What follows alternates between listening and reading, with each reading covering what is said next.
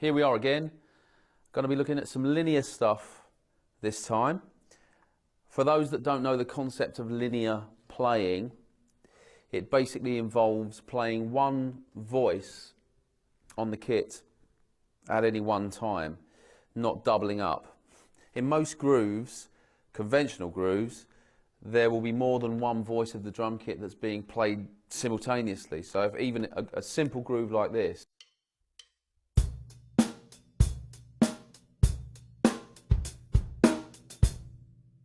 something as simple as that, you've got hi-hat and bass drum playing together, snare drum and hi-hat playing together. So it's not a linear groove. There's more than one voice playing simultaneously at any one time. With a linear groove, that doesn't happen. It's one voice at any one time.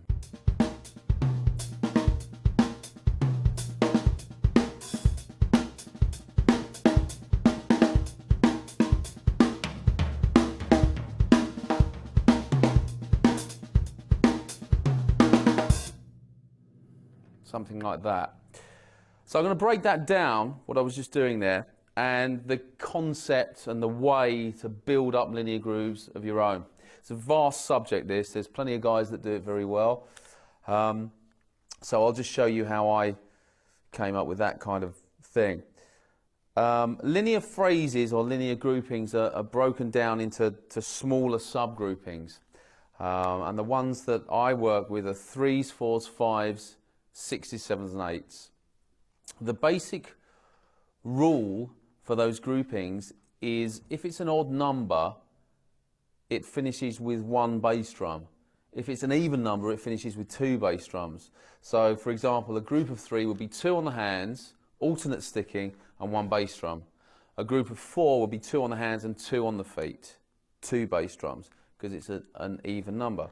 So I'll just run through those groupings. I'll play them on the snare drum and the kick drum. So this is a group of 3.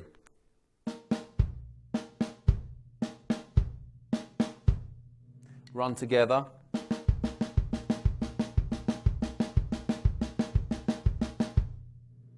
Fours.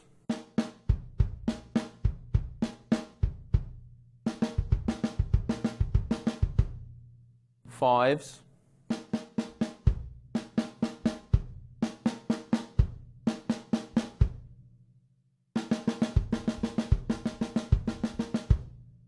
Sixes,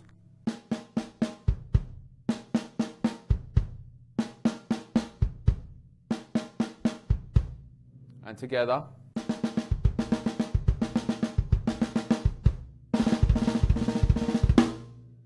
okay, 7s,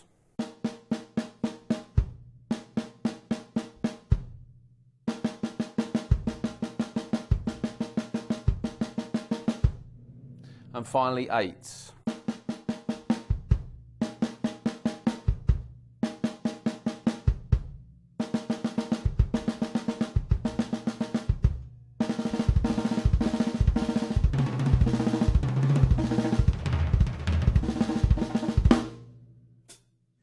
Okay, so practice them slowly, you can work them up to speed and combine them. It's up to you. But they're the basic groupings for our linear phrases. So I'm going to show you how to create a groove out of one of those. The first thing to do is to choose any combination of those to make 16th notes. The idea being we're going to make a 1-bar 16th note groove. So we need 16 notes to do that. So basically, if I take a group of 5, a group of 3, a group of 5, and a group of 3, so I get 5, 3, 5, 3, I get 16 notes.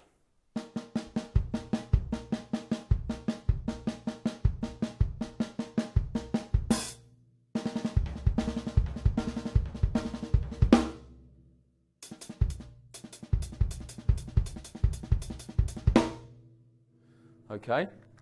So it's starting to sound like a groove straight away. It's an even number of notes, but made up of odd groupings.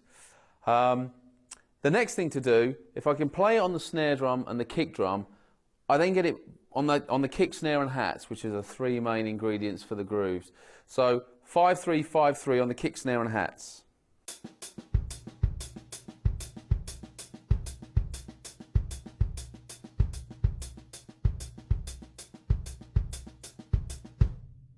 Okay.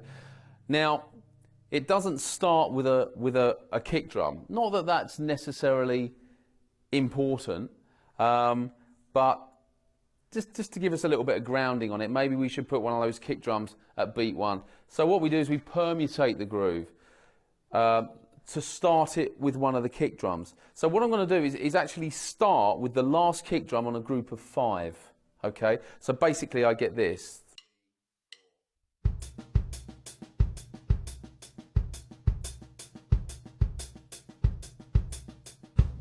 So we can get where the 1 is quite easily.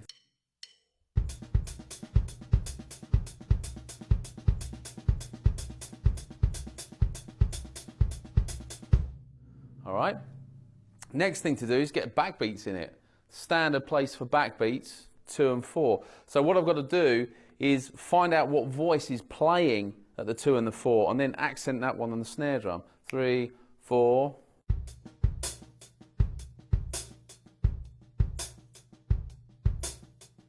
Turns out it's a hi-hat. So just by moving the right hand across to the snare drum, I'll be able to accent the 2 and 4 backbeat, and it should start to sound like a groove, hopefully.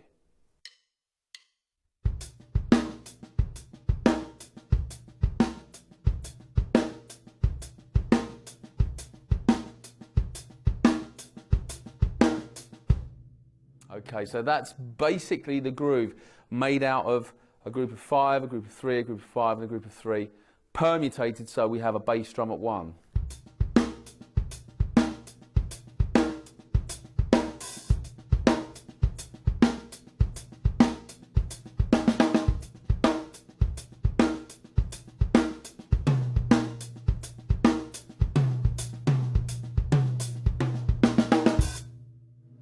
Okay.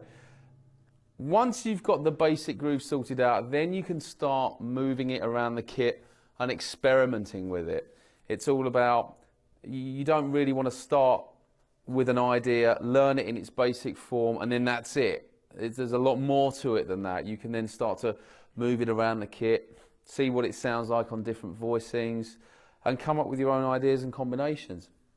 So one thing to notice there, again, I've referred to this before, is the dynamic contrast within that. If it was all at the same volume and the accented notes weren't separate from the ghost notes, and it was all kind of the same dynamic, it would sound pretty bland.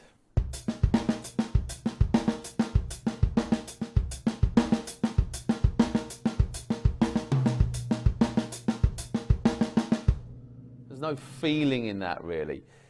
What I'm doing is the left hand that's on the snare drum, that's playing ghost notes. They're just kind of playing very quiet.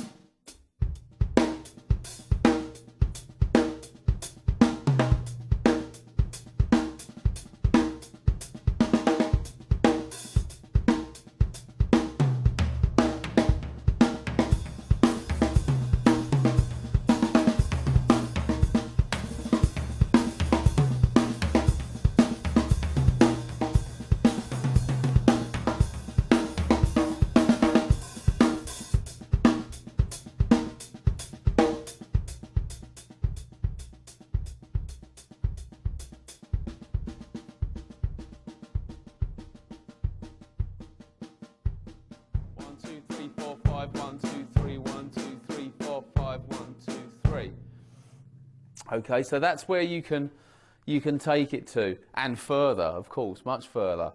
And that's just one combination of 16 notes. There are others, many others. If you take the groups of 3s, 4s, 5s, 6s, and 7s, and 8s, and try and make 16 out of all those groupings, you'll find that there are countless combinations.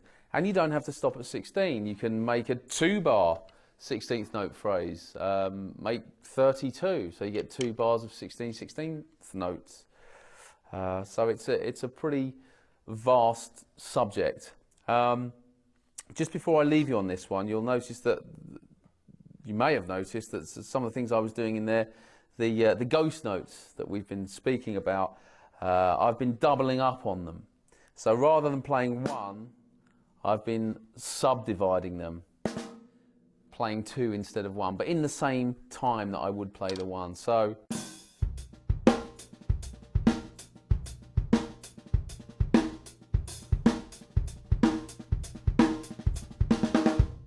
it's quite a cool effect. And we'll be looking at some double strokes later on. See you next time.